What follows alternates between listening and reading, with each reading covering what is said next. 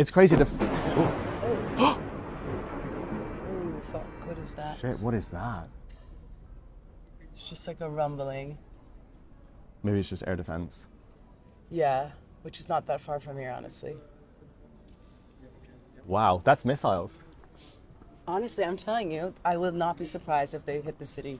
They've done it every year since the full-scale invasion. So it's Christmas Eve and I'm in Ukraine, and I never thought I would say those words. They feel really strange to say. The Russians tried to bomb the city. Again this morning there was an air raid alert at 5:30 a.m. But I don't want to focus on the missile attacks. I want to focus on the history and the beauty of this city. The first thing, which is so beautiful and so symbolic, is kutia, and it's what Ukrainians have for dinner on Christmas Day. And basically every ingredient represents something. So the wheat represents prosperity, honey represents sweetness, and poppy seeds for peace. Absolutely beautiful. And then there's Kolyada, which is carol singing, which happens all across villages in Ukraine every Christmas.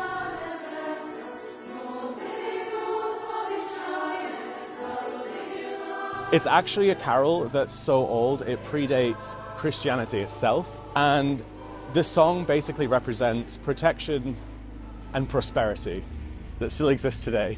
And in the snow-covered and icy streets of Kyiv, you still see resilience and resistance. It's hard to describe, but Kyiv at Christmas doesn't just feel beautiful, it feels historic. It is historic.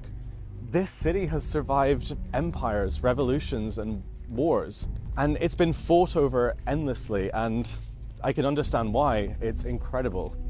And even when everything around it falls, when Kyiv was surrounded in 2022 and when the Russians advance on the front line, it still stands tall, and there's a feeling here I can't describe. The thing is that Kyiv, it feels like home, and it's a city of hope.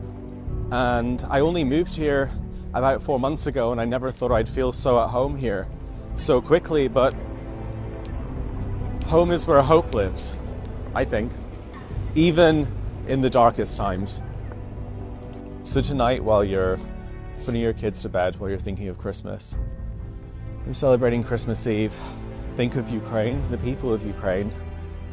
God bless Kyiv and God bless Ukraine, and Merry Christmas to Ukraine.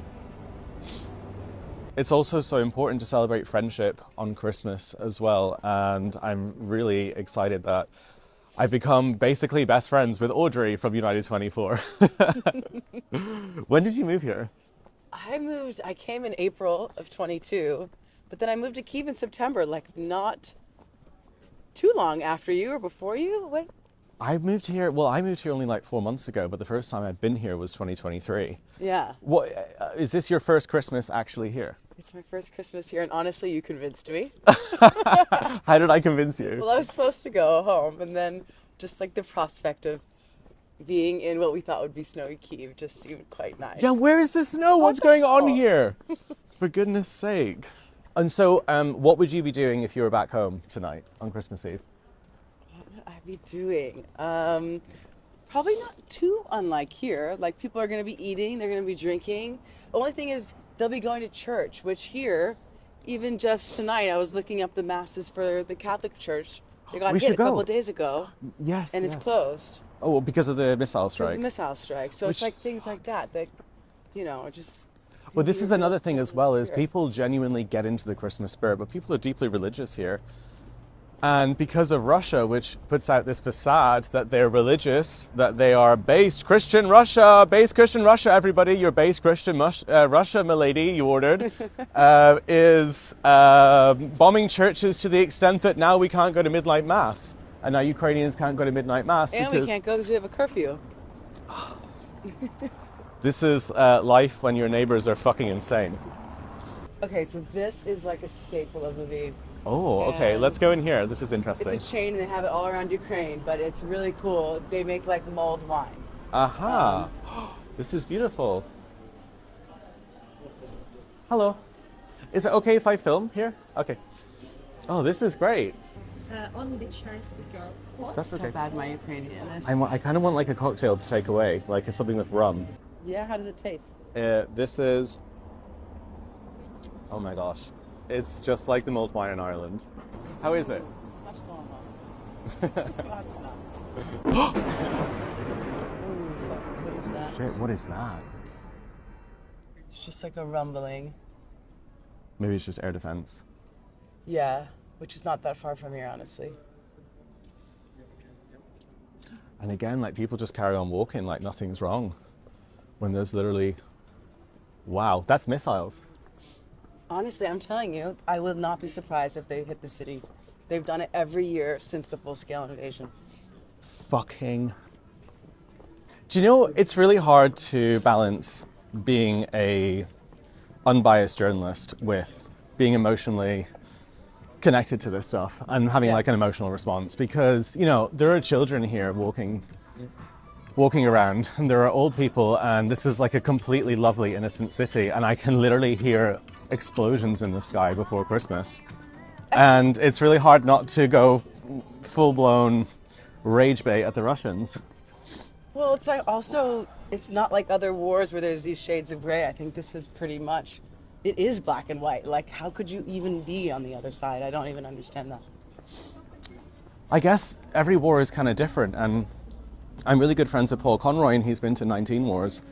Yeah. And he said, for the first time ever, this is the first war I've been to where it's clean-cut good versus evil. Yeah. Like, you know, you get civil wars, religious wars, you get invasions, many different types of wars. But he said, this is the first time I've genuinely been to one, and I felt like this is good versus evil. This is an innocent country that is being harassed and genocided by a totalitarian state. And that always stuck with me when he said that. I was like, oh my God, you know? Yeah. And you really, really feel that. And it was kind of weird as well living here. Oh, this is Look at beautiful. these little Christmas trees. Oh, that's so nice. There's just like this one, and then there's these little, it's like if you can't have a big tree, you can just have like a little baby tree. Super nice. Why don't we go up the funicular? Because we already came down the descent, and fuck Russia, we're not going to just like retrace our steps again. Let's try something new. What is the funicular? A funicular is like, it's like basically like like a gondola, and it goes up the side of the hill in Kyiv. So it brings you from Podil up to like the center of the city.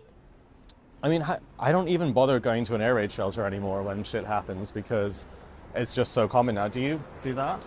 No, and you want to know something bad? No. I actually don't even go to my bathroom anymore when they go off. Oh my God. I 'Cause mean, that's like the simplest thing you can do, right? Is like go sit in your bathtub.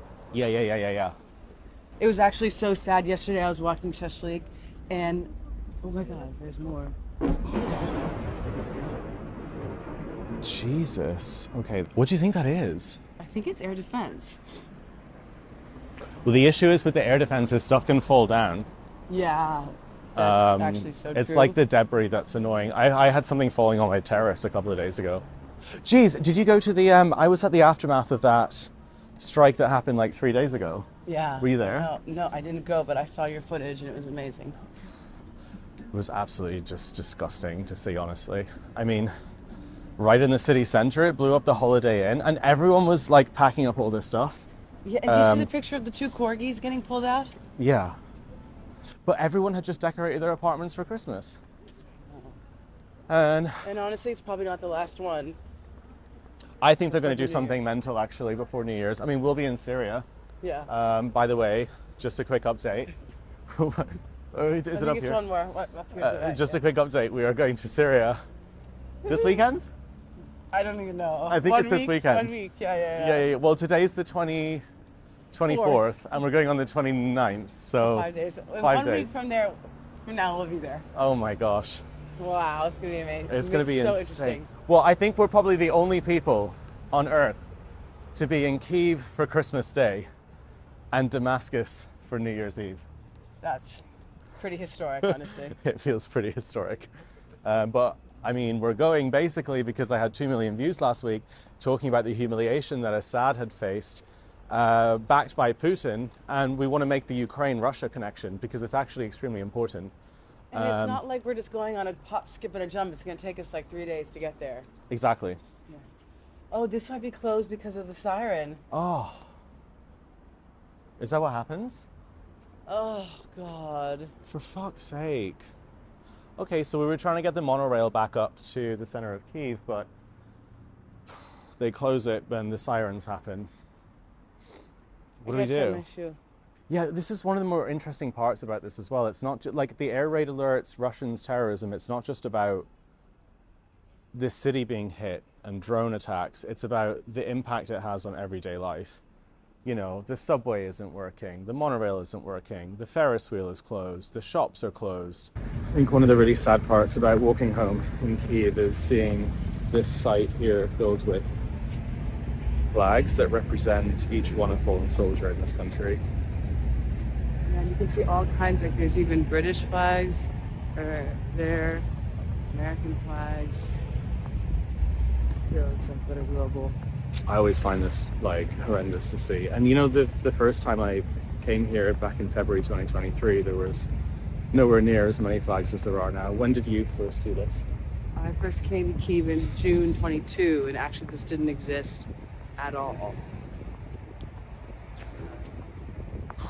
It's always a hard thing to see because everyone that's here should be with their families on Christmas Eve, but they're not.